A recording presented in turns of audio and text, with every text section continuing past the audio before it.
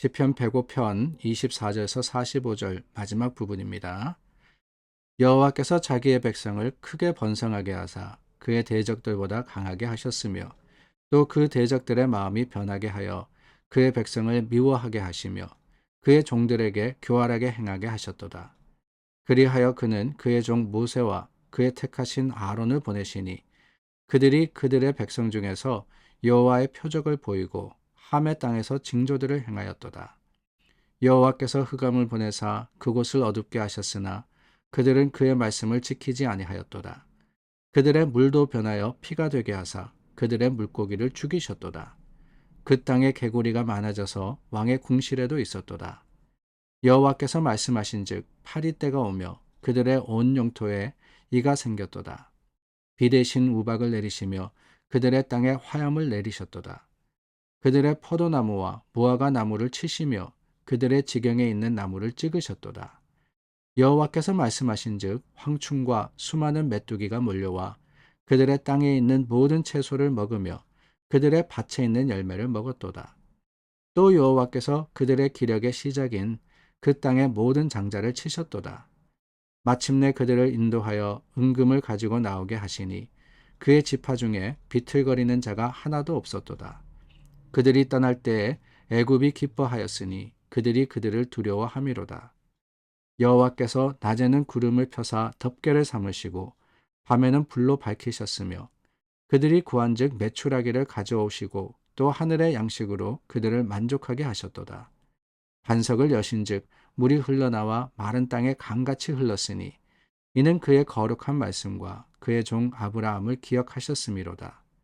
그의 백성이 즐겁게 나오게 하시며 그의 택한 자는 노래하며 나오게 하시고 여러 나라의 땅을 그들에게 주시며 민족들이 수고한 것을 소유로 가지게 하셨으니 이는 그들이 그의 율례를 지키고 그의 율법을 따르게 하려 하심이로다. 할렐루야. 시편 105편의 마지막 부분을 저희가 나누었습니다. 오늘 말씀은 계속해서 출애굽의 역사를 기록을 하고 있습니다.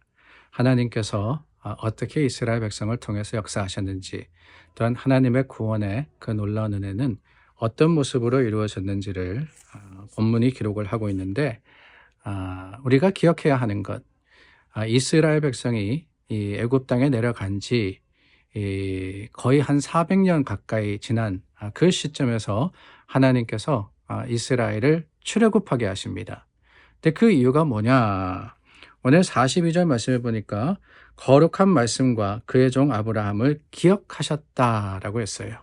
누가 기억하셨습니까? 그는이라고 했는데 하나님이 그러셨다는 겁니다. 하나님이 기억하셨다.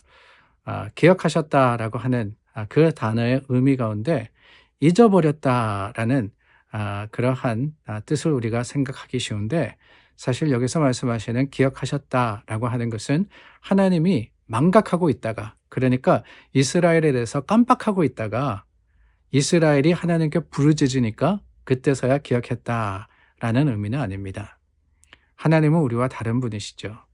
우리는 잊어버립니다. 망각이라는 것이 어쩌면은 복이다라는 말을 제가 농담처럼 많이 하는데요. 잊어버려야지만 설교하기도 쉽고, 잊어버려야지만 똑같은 예화를 들어도 여러분 여전히 웃으시고 또한 여전히 좋아하시기 때문에 참 감사하다라는 생각을 할 때가 있습니다. 그런데 하나님은 우리와 같으신 분이 아니시죠. 하나님은 잊어버리시는 분이 아닙니다. 그래서 기억했다라고 하는 이 말씀이 어쩌면은 정확하게 하나님의 그 역사를 표현했다라고 생각이 되지 않습니다. 다만 하나님이 기억했다라고 할 때는 우리의 언어의 그 연약함과 부족함 때문에 이렇게밖에 표현할 수가 없었다라는 생각이 들어요. 하나님이 오히려 하나님의 시간에 맞추어서 하나님의 말씀과 또한 아브라함에게 주신 그 약속을 이루셨다라고 하는 것이 더 정확한 표현이 아닐까라는 생각이 듭니다. 하나님이 하셨다라고 하는 것이지요. 출애굽의 역사도 그렇습니다. 아니, 가나안에 정착하는 그 과정도 그렇습니다. 그 모든 것들은 하나님의 계획과 섭리 가운데 이루어진 겁니다. 하나님의 시간에 맞추어서. 그렇기 때문에 우리가 해야 할 일이 무엇입니까?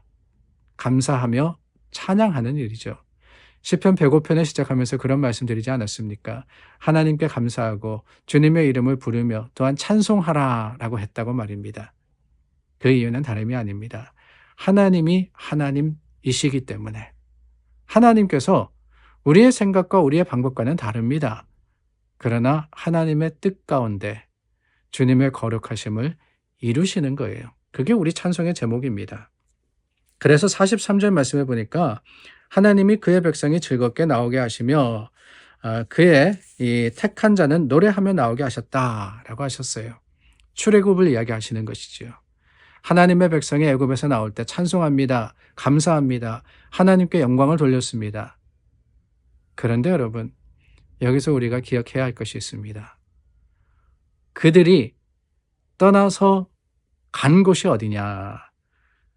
그것은 광야였습니다. 애굽에서 나와서 어디로 가느냐? 광야로 갔던 거예요. 광야로. 나오자마자 바로 젖과 꿀이 흐르는 땅에 간 게 아닙니다. 하나님은 그들을 광야로 부르셨어요.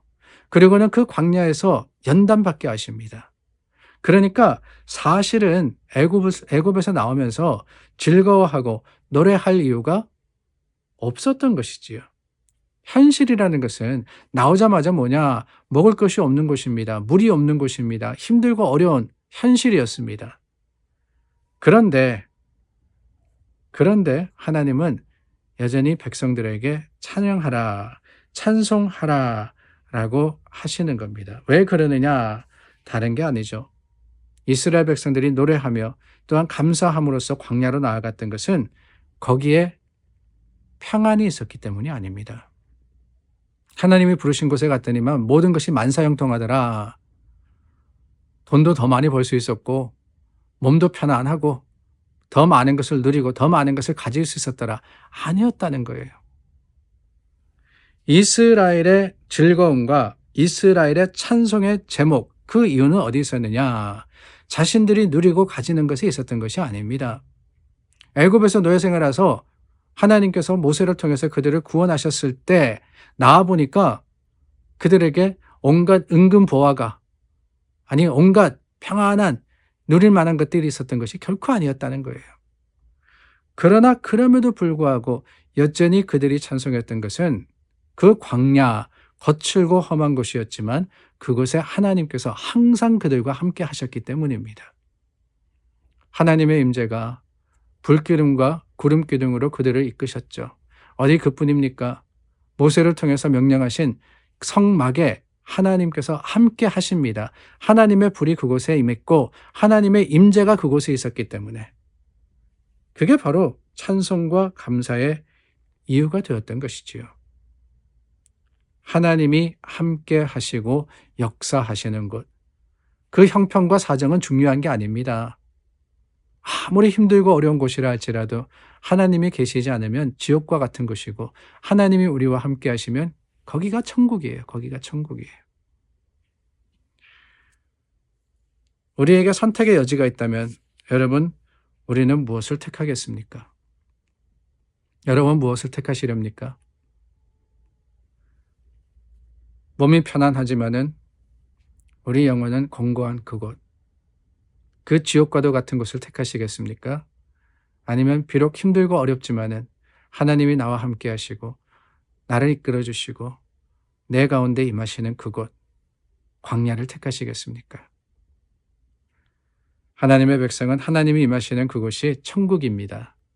오늘 저와 여러분들도 하루의 삶을 살면서 우리 삶의 형편이 어떠하냐, 그거 가지고 좌지우지 되지 않기를 원합니다. 오히려 하나님이 우리와 함께 하신다, 이 믿음과 확신 하나 가지고 주님을 찬송하며 하나님과 함께하는 복된 하루가 될 수 있기를 간절히 소망합니다. 기도하겠습니다. 하나님 감사합니다. 우리와 함께 하시니 여기가 천국입니다. 여러 가지 문제와 어려움들이 여전히 있다 할지라도 하나님께서 책임지실 것을 알기에 여기가 천국입니다. 하나님을 찬양하며 감사하는 하루가 되게 하여 주시옵소서. 예수님의 이름으로 기도드립니다. 아멘. 하나님을 찬양하며 오늘도 주님 앞에 기쁨으로 나아가는 저와 여러분 되기를 바랍니다.